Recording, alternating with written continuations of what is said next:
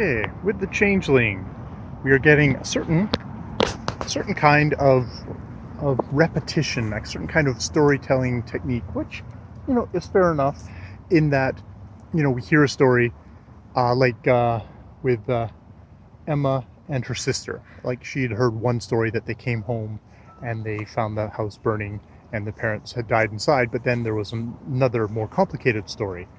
And now we've had this a couple of times now. I can't remember a variety of them, but I mean that big one with Emma and her sister.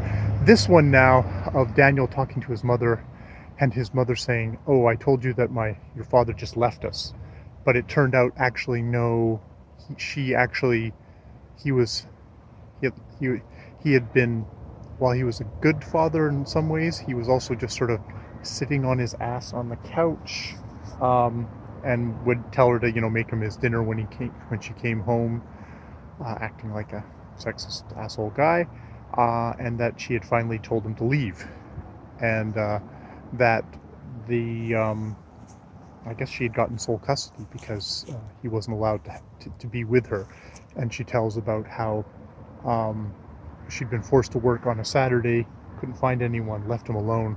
But it turned out the father, I guess, had been enough around that he had stolen in and taken care of Apollo during that time.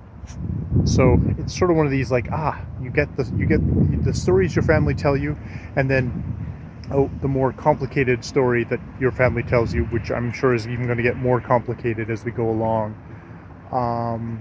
And we get Daniel being very angry because he was convinced that he must have been some kind of monster, that his father would leave him and never look back, and is really pissed at his mother. And I'm still not totally convinced that the mother is particularly telling him everything about his father.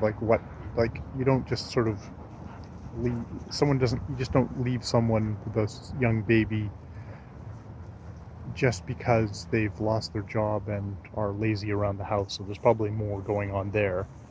So that's where we're at. I don't know how I feel about that. It's one of these, we always in a semi-literary sense of we always make things a little bit more complicated, though it does have a tendency to make you feel like, oh, I just can't trust anything about this narrative, which it's not always a bad thing. But yeah, so that's where we are at the changeling.